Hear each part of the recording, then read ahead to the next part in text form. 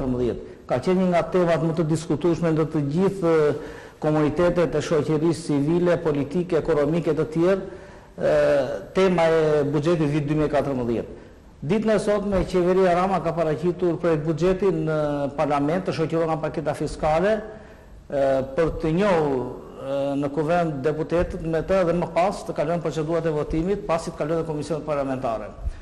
Kjo paketë sipas qeverisë synon përmirësimin e parametrave makroekonomik dhe të garantojë një ekonomi të qëndrueshme. Kryesisht paketa sipas specialistëve përqendrohet në pagesën e borxhit ndaj bizneseve për punët e kryera të paguara dhe më pas do të përqendrohet në disa sektor prioritar të cilët ajo i ka përzgjedhur si sektori bujqësisë, sektori arsimit, shëndetësisë, për shtresat nevoje të tjera. Për të diskutuar për këto që sa tha më lart dhe për çështje të tjera shumë të rëndësishme, ne kemi ftuar në studion e televizionit Apollon 4 të ftuar specialistë të fushave të ndryshme, autoritete të sektorëve që mbulojnë. Është Ethem Bita, specialist i bujqësisë, njerëz dhe përfaqësuesi i dhomës së tregtisë së qarkut të Shqipërisë. Mirëmbrëma zoti Ethem, mirë se ka ardhur në studion e televizionit Apollon. Është Evdar Kodeli, specialist i ekonomisë, kontabilist. Mirëmbrëma, mirë se ka ardhur zoti Kodeli. Është Vasfi Balla, specialist i ekonomisë, një njeri shumë i njohur në këtë fushë, i cili ka qenë her pas here i pranishëm në studion e televizionit Apollon. Mirëmbrëma zoti Vasfi. Mirëmbrëma. Dhe Ili Hila, ekspert i pushtetit ekzekutiv. Mirëmbrëma zoti Ilir dhe mirë se keni ardhur.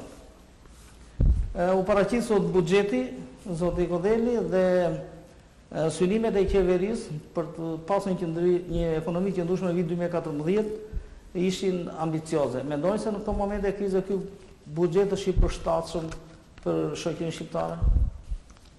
Në radhë parë do filloja me një kritik, sepse projekt buxheti duhet ishte bërë publik, duhet në gjithë komunitetin, si dhe në sektorët e interesit, si që janë dhomat e tregtisë, bizneset e ndryshme, pra duhet ishte bërë publik.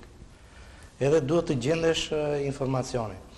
Nga sa kemi informacion nga shtypi, sepse vetëm nga shtypi kemi marrë informacion lidhur me projekt buxhetin, sepse nuk ka diçka të publikuar në faqet zyrtare qeverisë shqiptare, kemi mësuar se ky projekt buxhet është i dobët në investime. Ka një pjesë të gjerë të tepër të rëndësishme në të për likuidimin e borxheve të prapambetura për punët publike të kryera nga qeveria e mëpashme, si dhe për detyrime të tjera ndaj biznesit, siç janë TVSH e rimbursueshme, tatifitimet e rimbursueshme dhe detyrimet të tjera. Në këndvështrimin tim,